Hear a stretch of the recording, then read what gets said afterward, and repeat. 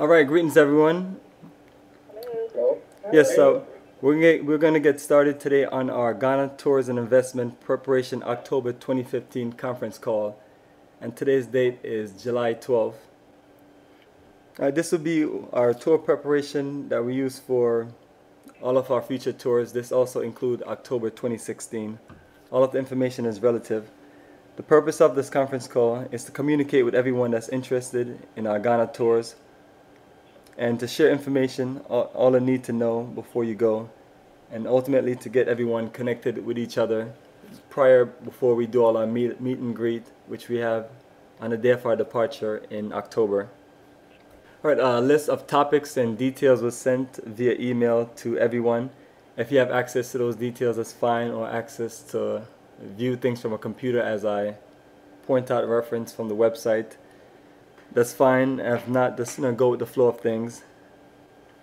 All right, I'm going to do this quick brief introduction about myself and in reference to the Ghana tours. People always ask me, why we do this kind of business, and I tell everyone, with all the madness going on in the world and us losing our culture, one of the greatest things that we can do is keep a connection with our ancestral land, regardless if you decide that you're going to live and do business in Africa, or you're going to just show love to the African continent here in the diaspora. The good thing about it is the process that we do, it gives full clarity and there's no confusion. Plus we have abundance of people that have been living and doing business there in Ghana, and they're always open to connect with those of us that need that help or want to see things at a clearer pace. So from October 2006, when we started Africa for Africans, and the first journey being December 2006, I always recollect on our previous travels to different parts of African continent, or just different parts of the world, and you work hard every day, and it's like we really need to just have a ultimate getaway, even if it's not every year, just every once in a while. And for me, I wanted to group all the different energy of connections that we have made in different countries in Africa, from Senegal, South Africa, Kenya, Egypt. Add something more tropical, and add just all of the fine things that when you decide you want to just get away from your day-to-day, and incorporate a lot of different things, and definitely make it cultural based. So what you have is just a whole lot of different things where you can just enjoy yourself. So roots, culture, business, investment, nightlife, shopping, networking, and more. And those are the feel we want when you're on the website or when you're watching the YouTube page. So all those things are just my energy of experience that I want to share with my brothers and sisters in the diaspora. And this, everything that we do here is just comes from the heart. And I made sure I even went and learned high-tech web design, which I didn't know several years ago, just to be able to present all of the documentation and details that we've experienced in Africa. A person can see things from a more clear perspective versus it's not really a lot of leveled information about Africa or give you clarity as far as a certain connection. So for me, this is it, and this is our introduction to the journey of a lifetime. So from December 2006 to October 2014, our goal was always to step things up to the next level, and naturally the next group usually benefits from all of the things that we just add and shape and mold as it gets better. Appreciate everybody's energy and courage and interest for wanting to journey with us, and appreciate everyone choosing us versus, I guess, whatever options are out there of people who do these kind of work. No one can get you prepared for the African journey like myself, and we want to make sure you get like a proper introduction. So family, I'm going to go back into the topics, and before I move forward, I want to know if anybody have any just open questions right here at the beginning, and then as I process through, I'll reach out to different people and just open things up for question and answer. All right, and also if you, everybody's background sounds good. If your background get noisy or certain things, just mute button on your phone or the mute button on your computer. And then when you're ready to talk again, just unmute yourself. Yes, go ahead. Carolyn, and what I'm asking about is the money exchange. When we get into Ghana at the port, I think where we exchange the money, do we have to exchange our American money, or will we get a chance to the Ghanaian money, or when we come back or leave the country, can we change that Ghanaian money back to U.S. dollars? Yes. To answer your questions, yes, you can. Yes, change some of your money. Don't change all of it. We're gonna have a gentleman that's gonna be with us every day or every other day, and you're gonna have access to ATMs and places like that and banks if you need to get additional cash. Oh, okay. Because you just never know how much you're gonna spend. You might just come into the country. You might be overjoyed and excited. You know, you might just had a come up and you just ready to just go shopping. But we make sure that everybody have their cash flow, to make sure that you can do the things you need to do. So that's never an issue. Oh, okay. I got a question too, Bomani. Sure, go ahead. Hi, Bomani. Hello and welcome to the call. Willie, go ahead. The call started at 7. Is it a limit on how much money we can bring? Not really beyond just like the 10,000 limit, but what I usually recommend 400 to 800 in cash. Once you pay for the trip, most of everything is paid for. The only thing that you really have to pay for is just tips and lunch on a day-to-day basis. And if you decide to go out do nightlife or do certain nighttime activities, then that's an additional cost. Other than that, we set it to where once you pay for the trip, everything is primarily covered, and then most of what you're going to be doing is spending money for shopping. Some people are just ready to do a whole lot of shopping, and some people are more laid back. But the good thing about it is keeps cash on a Visa card and things like that, and we can always get you to an ATM machine. Yeah, okay. All right, excellent. Go ahead. How much does it cost to use the ATM machine? This is Sydney, I'm sorry. Hello, Sydney. Yeah, I can't say directly, but it's one of those things where you're looking at about a $2 to $5 charge. I've used different accounts there just to kind of test things out, and that's usually the range.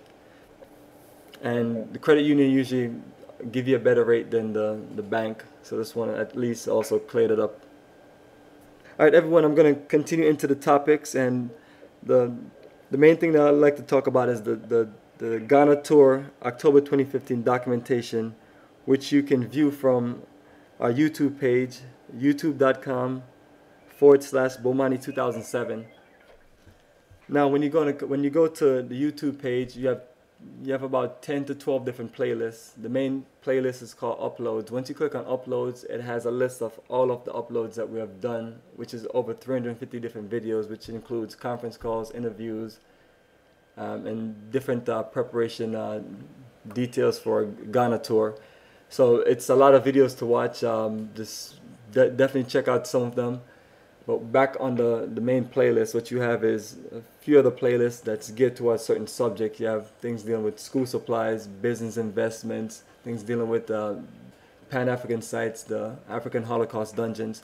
So just be free to browse and just check the videos out, and note that the videos that you're looking at are the same videos that me and my staff members are going to shoot there in Ghana. So if you're camera shy, camcorder shy, and you don't want to be famous and be put on public network, which is YouTube, then let us know ahead of time so we won't incorporate you, because once I record these things, usually by the time we sit down and start putting things on the internet, it's just a flow. We just keep on going.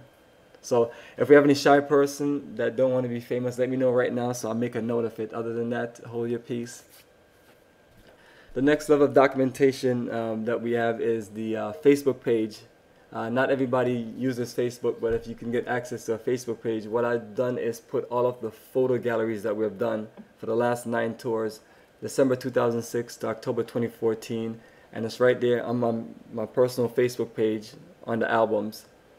At that time, I thought it was a good place to store. I might look at a few different options to put them somewhere additional, because I wish there's a way you can actually just not log into Facebook, but go to Facebook and check someone's page out and check certain things out without having to have a log on. Kind of like what you do with YouTube, but unfortunately that's not available now, so that's why I thought about looking at another option. Other than that, I would say just create a basic Facebook account or borrow somebody's account and just check out the page. That's all you're really doing, is just it just gives you access to check out those things. And the galleries are nice, and it shows pictures like the first set of pictures that we take, you know, when we're on the way or in the country, and up to the last day. So it's like a flip book or like a stroll through just pictures, or you're just walking through the tour. And the video uploads are similar, you know, they're kind of just, but they're just listed from the latest to all of the previous ones, so it kind of goes backwards. And then the final and main documentation is the website itself, which is mainly text-based and has the outlets to links to a lot of different things, including the podcast, where you can listen to the previous conference call. Somebody had a question? Yes, on Facebook, is it under your name, or is it under Yes, Africa for under my Africans? name, Bomani Tayamba. The Africa for Africans one doesn't have those photo galleries. It's just a basic page for marketing. So once you click on the Facebook link from the website, it will literally take you right to the page, and then once you click on albums, you see all of the albums. Oh, okay. All right, so those are the 3 levels of documentation that we have that I'd like for people to check out before they go, you know, make a lot of decisions or get too far. The website is just, I spent the last several years just consistently working on the website, making it as simple as possible, making things clearer, and putting all the text-based details on it. And also, since the world have gone mad to where everybody wants to look at everything, a cell phone or a tablet, I've upgraded the mobile aspect of the website. The only thing that you can't get on the mobile website, which I disable because it causes issue, is the MP3 player is not going to play. It's completely, it doesn't even show, and the slideshow. And certain things that I have on the left side of the website are removed. So when you click on go to the mobile site, it's quick, it's fast, it gives you all of your text detail and give you all your links if you want to play videos and do certain things. So I would recommend everyone to just check it out on their phone, and you know, if you want to give me some feedback, let me know if it works good or if it doesn't. And key thing to know is the mobile version has like a little menu toolbar to the right. So once you click on the menu toolbar to the right on your mobile, right there in the main Africa for Africans page, it's going to give you a list of all of the everything on the main menu, because the website function is really just everything on the main menu, and once you click on that, it gives you the full details. Alright, and back to the website. The main thing that we have on the website is the Ghana Tour October 2016 and the 2015 link. And once you click on those links, it's going to literally give you all of the tour details from, it's a list of 9 different topics. The last topic was one of the main topics I put together. It's called Departure and Reminder List of Everything Before You Go to Ghana. My name is Sidney Alfred, and I live in Long Beach, California, and my background is mostly in IT. I was a computer programmer, systems programmer for over 30 years. I'm retired now, and that's what my career consisted of. I currently live in Long Beach, California. I lived in Alaska. I'm born in Houston, Texas, and I've lived in Arizona. I actually appreciate your energy, and also I was getting a strong buzz from your background, so if you can mute your background, and then when you need to talk again, just unmute it.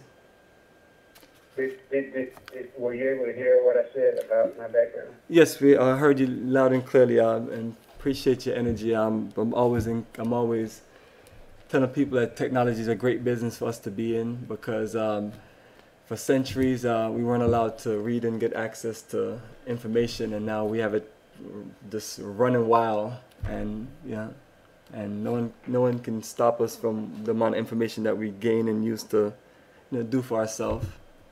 So appreciate you sharing that background, and you and I would talk talk more about that later. That's my background. I've built this high-tech tech support lab, and it functions and does many things, so I'll share that with everybody later. The same thing I've been doing over the last 10 years, except once you keep growing, you just keep building and expanding. It's the field to really give you that flexibility, because that's what I use to build the sites and build all these things, so things can be shared globally. All right, let's continue with the rest of the information that I've talked about on the tour link. So once you click on either October 2015 or 2016, you're looking at the general terms, tour overview, itinerary, visa, and we've talked about those previous subjects over the last previous conference calls. But the main thing right now is the visa. I want to find out if anyone is stuck on the visa or if anyone have any questions about the visa. We need to get everyone who's behind on the visa to at least apply for the visa by mid-September. And if you want to just do a single entry, that's the best time to do a single entry, mid-September. But if you do your visa before that, you have to make sure it's a multiple entry visa. And those are those are highlighted on the visa details that I've sent to everyone. So I wanted to find out from anyone if anyone had any visa questions, or if anyone weren't clear, or just anyone had any general questions. Actually, I have a question. We have to, on the Ghana consulate or embassy website, they state that in order to get a visa, you have to have a proof of a round-trip ticket. How are we going to coordinate that with the tour here? Yeah, when I send you the visa email, the flight itinerary is attached to it. If it's not attached, then you can reply back and say, "Can you send me a flight itinerary?" Sydney, go ahead. Repeat what you were saying. The call was just buzzing. No, I just you answered the question. I just had a question about the visa. I noticed that the Ghana consulate says that in order to get a visa, you just have to have proof of a round-trip ticket. Yeah, that's cool. So that's cool. So what we do is we do a group booking with Delta Airlines, and that's how we do our itinerary. So we just get you an itinerary. We just add you to the group booking, and it generates you an itinerary, and I email it to you, and you add it to your package. And that's what we've done over the period of time. But does the visa details sound clear? I got a question though, Bolan. Sure, go ahead. That's what we got you, bro. How close you deal with the repatriation process? Repeat. Like I told you, that's more what you know what I mean?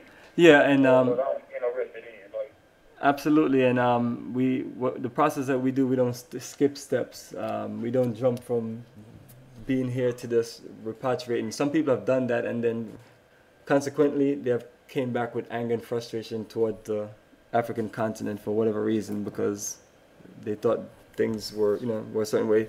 So the proper way that we do, before you do anything there in Ghana, the way we do it is from a tour prospect. You want to get to see the country in comfort, and a nice, cool, air-conditioned bus, nice cultural, local hotels, abundance of staff, and just wonderful people from different parts of the diaspora that's on the tour.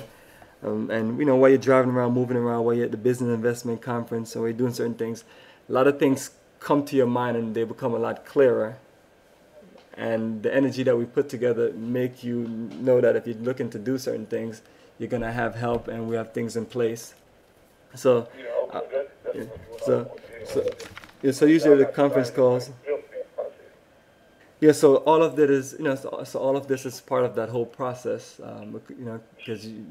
so it's all together in one. That's why earlier I mentioned it's a combination of many different things: roots, culture, business, investment, nightlife, shopping, network, and so on. And the main thing that you want to do when you're looking at repatriation, based on my research, and I did extensive research even before I went to Ghana on why people weren't successful with repatriation and why they were successful.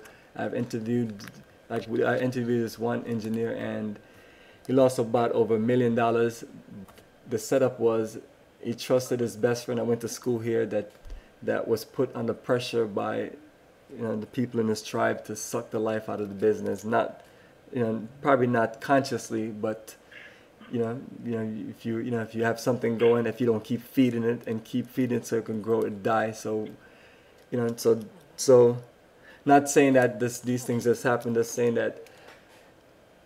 I mean, I had a lot of experience going, a lot of practice, but I'm gonna tell you, bro. Over here, you gonna get the response you gonna get from the youth. You see what I'm saying? We not welcomed over here, bro, and I like in danger. So I mean, I understand what you're saying, but I feel like if you got a little business, I understand the Bruni thing and all that. I don't it ain't worse than America, bro. I don't care what you say. The ghetto youth out here, and our life in danger. I'm gonna be real, you know, mine especially. You know what I'm saying? Like, y'all, I'm sorry, I'm excuse me, I'm big, Mr. for a second, listen. But I own my own business. I own my own business for 10 years now. Every time I got a store, I got a retail store, and I mean, it's doing fine. But my own people break in my stores every time I get one, and I moved to downtown, same thing. Yeah, so They wasn't getting anything. So they just 2-3 weeks ago they just ran to my grandma's house again. You see what I'm saying? So this is the type of stuff we deal with on a daily basis. And where do you live at? It's just, you know, something going on. You know what I mean? Excuse me, y'all. And where do you live at, so we can get clarity of, because there's so many different hoods in metro area in the U.S.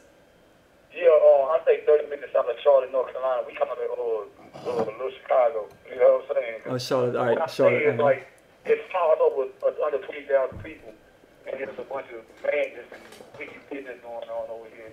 I ain't with it. I can't even be who I want to be over here, because I have to carry on this shit every day. So that's why I say I'm more with, yo, one way or the other. Hey, I gotta get out of America, bro. I'm with you on that, and you're talking to the right person, and I'm the person that can help you get ready to move there. And if you're ready to move in October with us, I can talk back more with you to where I get you connected with my 2 business partners there, so we can, you know, find lodging for you ahead of time and put certain things together. But yeah. So whether someone is ready now, you know, I mean, I'm not saying people shouldn't be ready to go now. I just want everyone, you know, we can incorporate you going on the tour, and then once you finish the tour, you're fully fledged. You're there in the country, and you know, we have things getting set up for you. But so that requires a little bit more work. So I'd have to just talk with you, you know, a lot more, and we work with get a few things together. That way you're in proper place, because you have to take care of certain things before you roll out and have certain things set up. That way when you get there, you know, you have your level of comfort you need to get things rolling. So, but I appreciate the energy of, you know, you sharing, sharing certain things, and relatively the same things that you mentioned that happened to you here is some of the same things that happen in developing countries or other black countries. Or but the main thing is, no, let me finish though. The main thing is that the way that we approach things as a clique, a crew. All the people that I do business with there, and we link together, we watch our back rightfully and look out for each other. And we have things set up to where, you know, you just look out for people's homes, and many things, you know, it's just if we're going to be there, we just have to just hold each other down. And that's the way that those of us are. Yeah, so in that case, then you won't have issues with things like, you know, just like here, if we're more organized as a community, we wouldn't have certain degenerates in our own community destroy things for the rest of us. It's usually those 1 or 2 bad apples that we let just come and just do certain things. And, you know, example in Ghana, if you're a person that is a crook and you like to steal, the people will literally mob you down and beat you to death. And I don't like to say that like it's like, you know, because of somebody's life. But that's the reality in that situation. Nigeria was one of those countries where if you were a person that stole a lot, your body would be in the river the next day.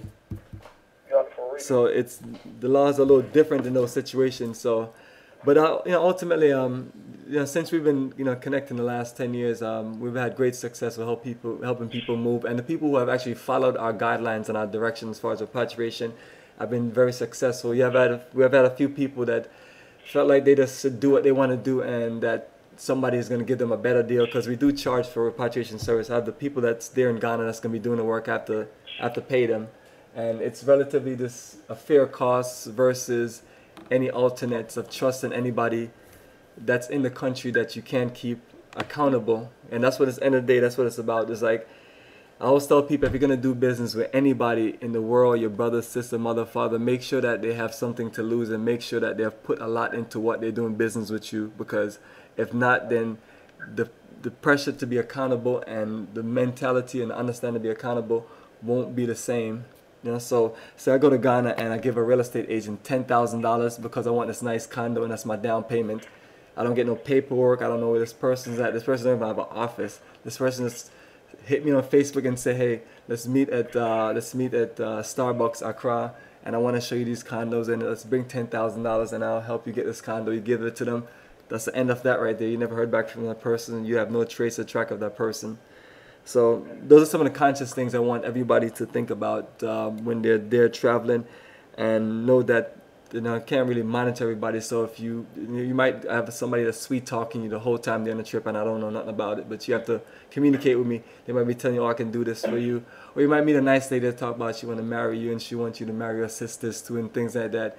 It's like, no matter what it is, you can share it with me, because certain things are scams and people come off different. People might portray a certain role, no different from anywhere else you are in the world. So, but that's the main thing I want everyone to understand, is that as wonderful and cultural as Ghana is, you do have the underground life. People that are looking to prey on someone like us, or coming from another country that they think is rich because you're able to buy a plane ticket, and that's the only issue. And we don't really have.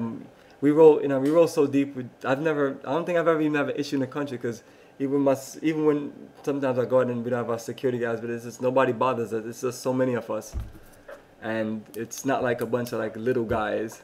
So the energy of what we've brought and the way we've worked together is I really feel that's gonna wait for if anyone wants to move and they want to flow and connect with us, you're good to go. But I just always say, just keep your mind open, because you're gonna meet certain people in Ghana that's gonna sell your dream. And that's the best way I can really tell that. All right, before I proceed to the next question, does anybody have any questions about anything else I've talked about in the last few minutes? Hey, Bomani, this is Darnell. Hey, Darnell, go ahead. I'm interested, when you said $10,000 for a condo. If I'm a U.S. citizen investing $10,000 in a U.S. condo, in that condo, do I have to be a citizen? Can I be a citizen in the U.S. to invest that $10,000? Yeah, you can be. Yeah, you can live here, be a citizen here, and not a citizen there, and have a resident. Because what you're literally doing is you're using your visa to enter the country, to be I don't want to say tourist, to be a visitor. And while you're doing that visitation, you can build residency. Now, citizenship is the hard one, because I'm still trying to see who's going to get citizenship clear so they can explain that to us. So David and Imacus are two of the people that they told me that they're looking to naturalize. So we'll find out that process. Other than that, we don't know anybody that's actually gotten citizenship, but all of them have residency. So, and the African Diaspora Coalition is really working hard with the government for them to understand that we have certain needs as Africans from the diaspora returning to the ancestral land. So as time goes along, and the things that we're looking to do, and also at the Business Investment Conference, we do have a department that represents the diaspora there. So my goal is to get everybody to write down a bunch of questions and work them to where they understand that we do have people from the diaspora that's interested in living and doing business there in Ghana, and we need certain programs to help us get established, especially business-wise and things like that. We can't be put in the same categories of nations that's run by government, Chinese, Japanese, Indians, where they have the full support of their government to do certain things. Most of us, we're piecing ourselves together as a group. Yeah, so I just wanted to share that with you. All right, then, Darnell, you have anything else you want to add before we proceed? No, on a tour, I would be very interested I'm very interested on the business side more than the tour. The other side, I'm more like business oriented, so I want to see the business as much as I can while I'm there. All right, perfect. Have you seen some of the repatriation investment conference video? Yes, I've seen that. All right, cool, perfect. But I would take this offline. I'm going to get a little bit more in detail. But I'm going to have some information, a little bit more detailed information before I go. All right, absolutely. We can talk offline. Appreciate you mentioning that, and that's why I have to let other people know if that's what you're looking to do. Then we have to have those conversations. And I have David and Imacus there, and that's our first connection with it. So those are the two people I have you talk with, and what they'll do is for anybody that's looking to repatriate and move, they'll put together a roadmap of what you explain to them, and they're just laid out for you as far as what it will cost and everything, and then you're set from there. And if you're ready to proceed, then they'll have things in place, and that's what we usually do. And for the people who are prepared and ready, we get them, get things knocked out for them. So definitely, you and I talk this sometime this week. Give me a reminder, or try to just remind myself to just call you, or just call me later on when you feel free to talk about the same thing to you. Also, Willie, so we can get things in place, because we're looking at about 3.5 months before we leave. So we got a lot of work to do. Excellent. Anybody have any questions about anything that we have talked about in the last few minutes before I proceed? All right. So last thing we're talking about on the website was Visa. So the Visa email has been sent out. Does anybody have any questions about it before I move on? All right. We have a list of things that talks about what to pack, what to bring. And those are literally your preparation details. Over the years, as I travel, and I think of key things that you should carry, like a travel iron is one of the best things to have. And if you bring any kind of electronics, make sure that it has a built-in conversion from 120 to 220 as far as voltage. And make sure you have your any kind of adapters, extension cord, and those things. Make sure you just bring all those things with you. So those are some of the things that you'll see on the preparation list. So definitely just print out the one that say departure reminder list, but also print out the one that say what to pack and what to bring. And some of the things on the what to pack, and also the culture, customs, and key things, is also on the departure list. Because the departure list, which is the last article when you click on the tour link, it really just gives you a summary of many things, including those lists and things that we've talked about. Like my favorite thing on the departure list is, when you visit, do not come with a romanticized notion about Ghana/Africa, or you will be disappointed and unnecessarily frustrated. Come with open eyes and an open mind, knowing that Ghana is a developing nation. There is much to do, and we can be a positive contributory part of it. Keep in mind that Ghana/Africa is not America or Europe, nor do we want it to be. We are Mother Africa children returning home, and we want to be a part of Mother Africa's growth and development. So even just a reminder like that is just there to this structure your focus. All right, I'm going to proceed to a few things that we have highlighted on the website. If you have not registered on the website, there's a link on the main menu that says registration. You click on that, fill out the details. That way we have your information to process your trip details. Payment options and payment plans give you a link to where you can click on it, and you can process a payment to PayPal, or what I call this website payment, and it gives you details about other payments. Conference call, all of the conference calls that we've done from 2013 to now, I have it right there on the conference call link on the main menu. I have a link for repatriation and investment, which the repatriation and investment link is not a whole lot in it. There's just a few things that is put. And the goal is always to build these pages, so I'll probably start working to add more articles in there. And one of the things I want everyone to check out for is the link that says Ghana Tour Book. The last 3 tour books that we've done, October 2012, 13, and 14, I've created a tour book on it, which gives you a flow of the program and a list of the different people that's on our staff and their bio and certain things. So once you click on that link, it opens as a flip book, or you can click on the PDF option and you just PDF file where you can just scroll up and down. And the new tour book I'm going to be working on in the next month, and my goal is always to just outdo what we did before. So it's going to be just a few more pages, but it's going to be your ultimate guide, and we're going to give that as a promo item with the t-shirt, bags, and pens. So the things that you see in the video and that you've seen us talk about, it's a good way to feel and share your energy of your trip when you come back. One thing I got to tell you though, when you get the tour book, we don't print a whole lot of them. So if we have a group of 30, we might print about 50 tour books. So once they're gone, they're gone. You can always, shoot the link to your printer and you can print it. But watch out for people that should say, "Let me check your book out," and the next they got your tour book. I'm talking about when you come back. All right, let me want to proceed to the Delta Airlines e-ticket access. So we have set up our group booking, and tickets will be closed out August 15th to August 30th. So everyone should be able to have access in the system by September 1st, and we have a conference call September 6th, and we're going to go through how you log in, how you add your SkyMiles number, how you add meals, how you add certain special requests. And the good thing about this digital access that you have on Delta Airlines is you can have an access to your ticket. The good thing about it is we get our tickets a lot earlier than everybody else using this booking process.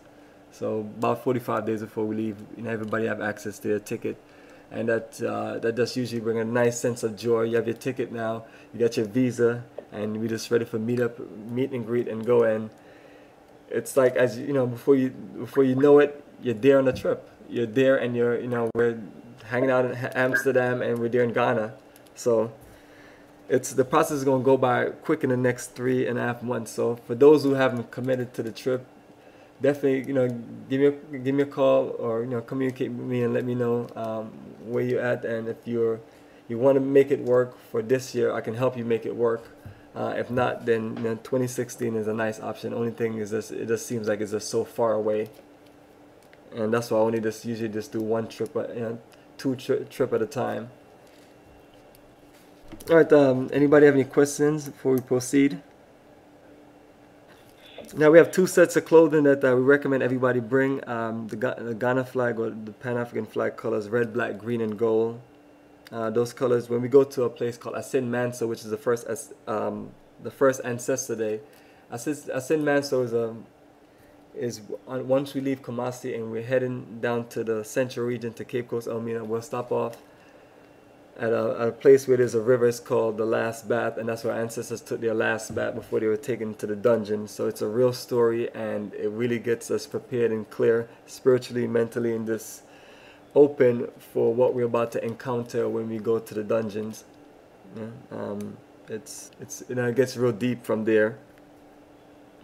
Another day, which is the second Ancestor Day, when we go to the dungeons, we're all white. We usually do Cape Coast Elmina dungeons that day, and then a naming ceremony. Depends on how the flow of things is.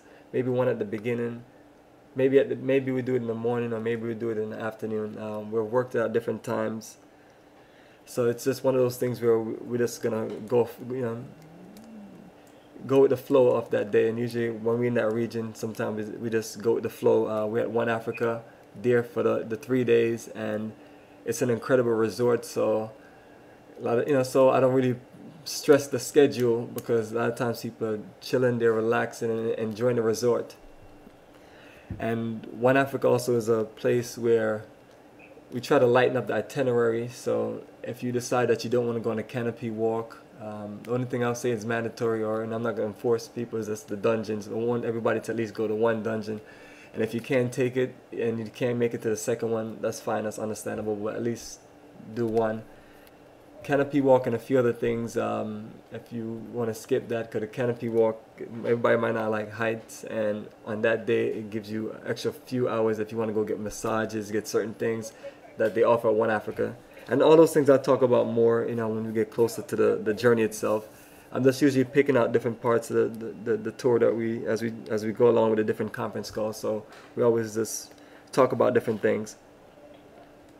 All right, and school supplies and donations. We're looking to collect as much school supplies and donations as possible for the 3 to 4 schools that we have there on the itinerary. So for those who just want to make a financial donation, when you physically get to the school, we're going to have one of our assistants go around and collect tips, and they'll give it to the principal or the board of the school. So that's an alternative if you can get access to light school supplies, paper, pens, pencils, things like that. calculators, scientific equipment. Those are all great things. Things that you don't want to bring is like big heavy textbook, because you bring a textbook, it's one textbook, and you have a class of like 20-30 students, or maybe 5-10 students. It's not going to be any good for them. And heavy paper. And note that if you get like loose leaf paper and things like that, anything book or paper, the weight really adds up. So what I usually recommend is you have 2 50-pound check-in bags, right? So you can either just put your clothes in one bag and then put your school supplies in another bag. And the good thing about that, once you get on a trip and you get rid of school supplies, you can just incorporate that empty space with all of the things that you're going to buy there in Ghana. When we get to the country, you can order tailor-made suits, male, female, children, artifacts, all those. So let's think about that's 50 pounds, and if you just overjoyed or excited more than others, you might want to get an additional bag, which is $200. Delta Airlines charge $200 for extra 50-pound bags. So which is probably better than shipping it another way, because at least it's the bag that comes with you and you have all your stuff. Things like drums or heavy things like that, you can bring that on as a carry-on. Monte. Sure, go ahead. Hi, this is Elizabeth. On the school supplies, what are the age or grade levels of the children? Yeah, they're from from age 2 to 15.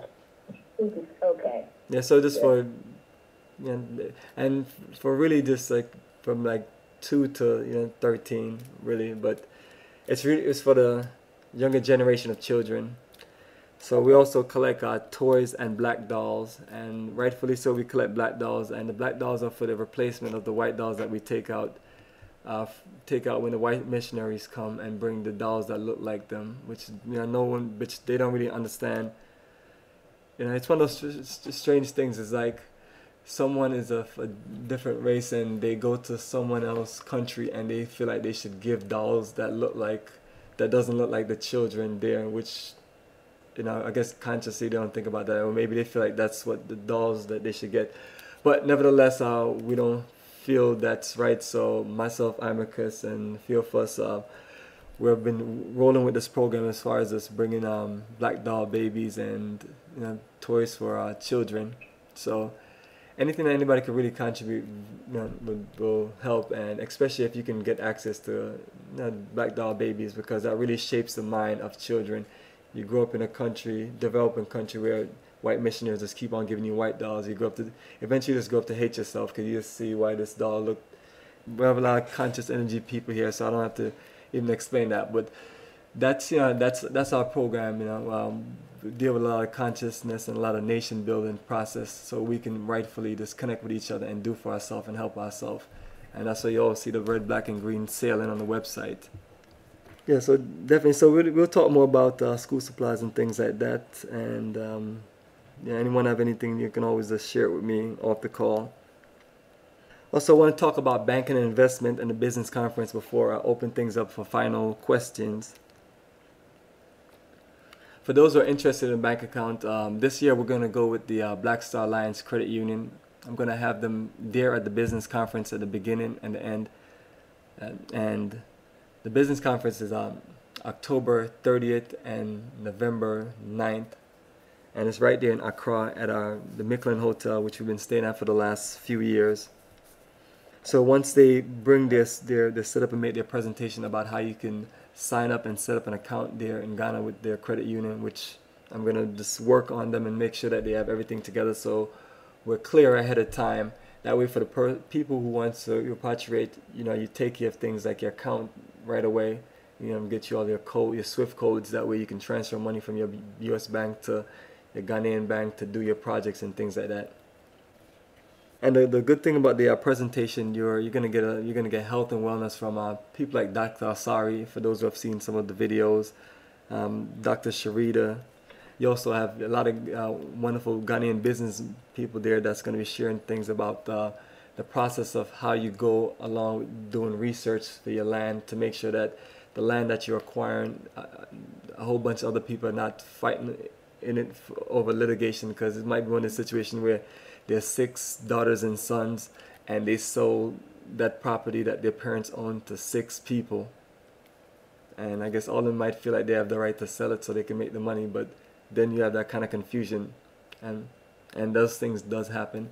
So for those who are looking to deal with repatriation and looking to make that move, you want to make sure you have all your questions and everything down at that day, and you have all of the time in the world to connect with any of the people that you build a strong connection with. And they're pre-briefed already. Everybody that comes there pre-briefed by me that about the program of what we're doing, that we want them to help our people get clarity to make the right decision and make a successful decision.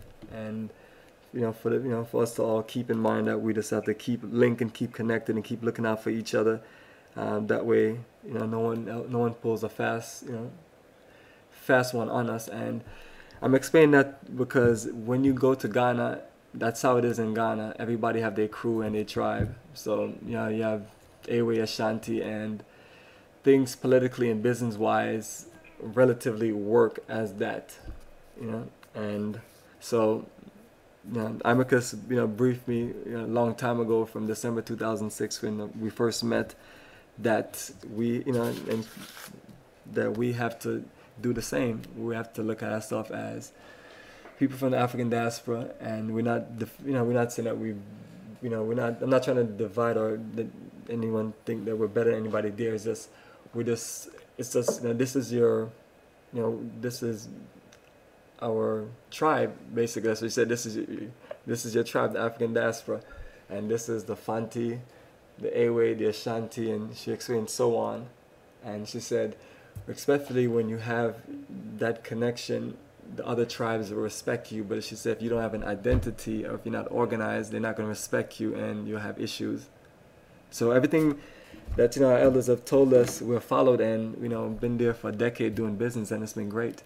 And one day I'm sure I'll get things set up to where I'm ready to make a move. I have a book called Treasures in Heaven, a black guide for investing in Africa. That's a book that David and one of his associates wrote, and it's right there on the website for those who are looking to make the move. That book could give you a lot of different pre-details that's not on our website, and it'll also give you this preparation to meet the man himself, David, the person that do the business and investment side of what we do, since I'm not physically there in Ghana and I don't know when I'll be physically there. So he's going to be doing all those things, and when I eventually move, me and him just work closer together. Definitely check that out. It's right there on the website on the main menu link, and also it's right there on the side. So everyone, we have an open forum now, so just reach out, give me a name, and let me know what questions you have, and then we'll just close out in the next 5 to 10 minutes. All right, I got a question about money. Go ahead. If we go on any Rastafarian? That is a good question. Yeah, bro. You're going to meet a lot of Rastas. But I want to be close to. Yeah, you're going to meet a lot of Rastas, so naturally I'll introduce you to them, and they'll take you to their community. The brother that's going to be doing the Black Star Alliance Credit Union, he's a Rasta, and he works with the Ethiopian Federation in different groups, not just Rasta group, different Pan-African groups, because naturally that's because the different groups are the ones that put together the credit union. So he's good. I got my brother Shabaka from Jamaica. He lives in the Volta region. He's fresh out of New York, Brooklyn, New York. So that's a straight Rasta right there, and he's another person I connect you to. And there's a few more people. When we go to the Art Center, I'm going to connect you to my brothers that they at the Art Center. The Art Center is the Center for Arts and Culture. So all of the artifacts that's made in the country, the two primary locations, Accra and Kumasi. There might be a few Rastas in the Kumasi one, but when we go to Accra, the first day out on the tour, and I'll take you to the drumming section. All of those are my Rasta brothers there, and I introduce you. And if you decide that you want to spend time with them and hang out with them, on the free day and things like that, always welcome, and we definitely hook that up. Yeah, do that. Please do that. Absolutely. All right, cool. Come on, this is Darnell. Hey, go ahead, Darnell. Let's go. I'm going to piggyback on the condo you mentioned earlier, and I know some house costs in between 150 to 350. Do the credit union you mentioned actually provide mortgages or commercial loans? Not that I know of at this moment. At this moment, usually the entities that give those loans in Ghana are usually just straight up banks. Okay. And I kind of figured that because I remember you mentioned there was going to be some banks that we could open up account with on a previous call, but it seemed like you gave favor to a credit union a little bit for the business side. Yeah, before we was doing business with UBA, but I just got a headache. It's over the years, everybody's basically telling me there's nothing I can do. The people who run the banks, they're saying that the government regulated them to where if you don't have residency, they're limiting us from getting accounts there at the bank. So I have a few accounts set up there, business accounts, and but it's the same problem we had with EcoBank. So we were dealing with EcoBank. They told us that and then now we're dealing with UBA. So after last year, we just decided that we're just gonna work with I talked to David, and we just talked about us working with the credit union. And the main thing is I gotta really get some more details as far as a lot of things beyond just basic accounts, investment accounts, stocks, bonds, treasury bills, to make sure that they have the capability to where once they set up an account, that account could be used to purchase those investments. Those are some of the investments I like in Ghana. You get make real good money off treasury bills and even just bonds or fixed deposit, because the interest rate is so high. You're looking at maybe 15 to 22% interest. So you're saying that it's better to invest in the bond market than the real estate market there? No, it's a balance of things. It's like right now, like since someone like myself is not there now, there's certain things I always wouldn't do. But the quickest, easiest, simplest thing that I can do, that I can control, is having a bank account and purchasing transfer money from my account here to there and have directed my banker to invest certain amount of money into different investments. But when you're ready to move there, then you might want to do more physical investments, definitely with the land. And once you get clarity of the process of that, you can begin to this work an easy process with that. But let me know if that's clear, Darnell. Yeah, it's clear. And we have a few people that came in during the last 30 minutes. Want to know if you have any questions or... Bobani, this is Sydney. I have a question about the colors. You mentioned that at one point you were all white. Should you actually have garments, those colors, or sash, or a hat, or what? No, just the clothing and your shoe.